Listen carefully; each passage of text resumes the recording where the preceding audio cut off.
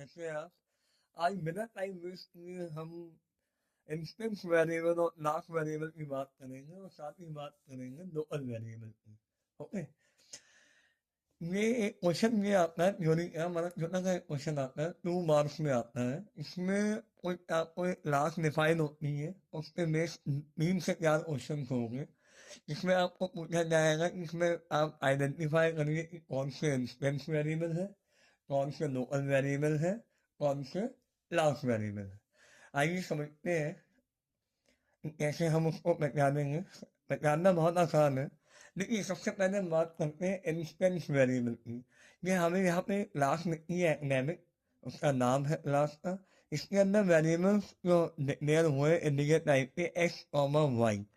Instance variable को identify करना बहुत आसान है। इंस्टेंस वेरिएबल वो वेरिएबल होते हैं जो क्लास के अंदर डिक्लेयर किए जाते हैं और नॉन स्टैटिक होते हैं, मतलब इससे पहले स्टैटिक नहीं लगा है और क्लास की डेफिनेशन में वो वेरिएबल डिक्लेयर हो रहे हैं, तो वो वेरिएबल जैसे एक्स और वाई कैसे वेरिएबल है, इंस्टेंस वेरिएबल है। ओके, तो इसका आंसर है जैसे कि यहाँ क्वेश्चन पूछा है, name the instance variables use in program. तो उसका आंसर है एक्स कॉमा वाई। इस तरीके से लैंग्वेज में आप लिख लीजिए, इंस्टेंस वेरिएबल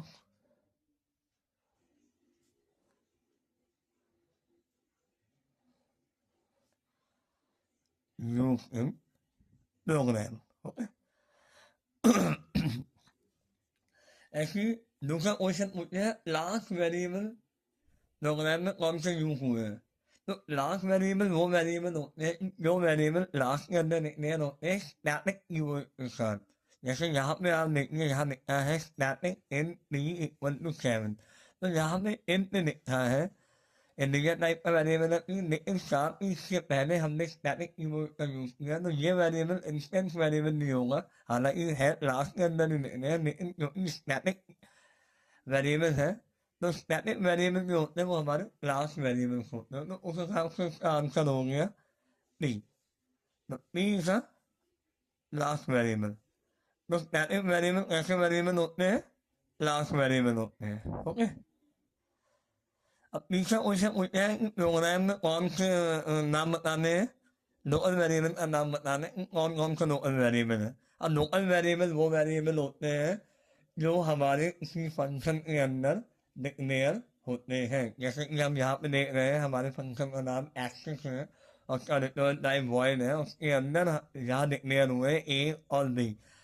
मतलब एक वो वेरिएबल जो क्लास के अंदर डिक्लेयर होते हैं और एक वो वेरिएबल जो फंक्शन के अंदर डिक्लेयर होते हैं। तो जो फंक्शन या मेथड के अंदर जो वेरिएबल डिक्लेयर होते हैं उन्हें हम बोलते हैं local variable.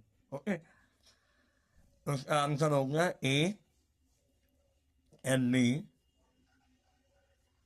Are the local variables.